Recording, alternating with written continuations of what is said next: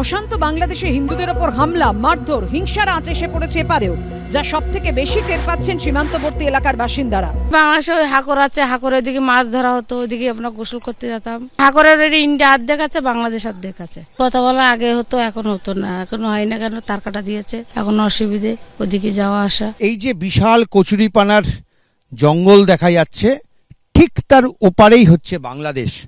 আরও নির্দিষ্টভাবে বললে যে ধোঁয়া দেখা যাচ্ছে, ওটা কিন্তু বাংলাদেশের মধ্যে। যে বাংলাদেশের সঙ্গে ছিল সৌভ্রাতৃত্বের বন্ধন, আজ সেই দেশ ভারত বিদ্বেষের বিষ ছড়াচ্ছে।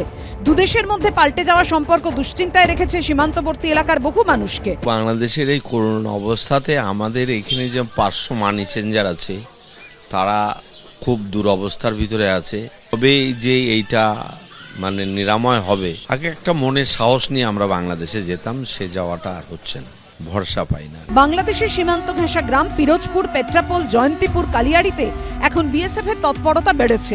24 ঘন্টা কড়া পাহারা, বসানো হয়েছে বাড়তি সিসি ক্যামেরা, নাইট ভিশন ক্যামেরাও। পেট্রোপোলের একেবারে পাশে কালিয়ানি গ্রাম। এই যে সামনে পুকুরটা দেখা যাচ্ছে, এখান থেকে আর ঢিলছোড়া দূরত্বে বাংলাদেশ বর্ডার। যথেষ্ট কড়া নজরদারি এই গোটা অঞ্চলকে ঘিরে। পাড়ের মানুষ আসতো, ওরা এসে আমাদের এখানে কাজ করতো। ওই সাঁতার দিয়ে সাঁতার ছাড়া কোনো কিছু নেই। তখন মনে হতো ঢুকে যেত। যখন মনে হতো যাই একটু বন্ধুদের বাড়ি ঘুরে আসি, ওরা আসতো, আমরা আসতাম, তাতে হৃদয়তা ছিল খুব। 71 সালের সেই দিনগুলো আপনারা দেখেছেন? হ্যাঁ, বাংলাদেশের এরকম গরম পরিস্থিতি হওয়ার পরের থেকে যাতে ওখানকার কোনো মানুষ এখানে না আসতে পারে, তার জন্য বিএসএফ যেভাবে প্রহরা দরকার সেভাবে তারা সেখানে ডিউটি করছে। নাইট ক্যামেরা আছে, দিনের বেলাও ক্যামেরা আছে। ওই ক্যাম্প থেকে টোটালি এলাকাটাই দেখা যায়, ওখান থেকে সবই। আমাদের সতর্ক থাকতে হয়, যদি কোনো অপরিচিত মানুষ ওদিক দিয়ে আসে তাহলে আমরা সাথে সাথে বিএসএফ এর হাতে তুলে দিই। সবার একটাই প্রার্থনা, শান্তি ফিরুক বাংলাদেশে, থামুক অশান্তির ঝড়। উজ্জ্বল মুখোপাধ্যায়ের রিপোর্ট, এবিপি আনন্দ।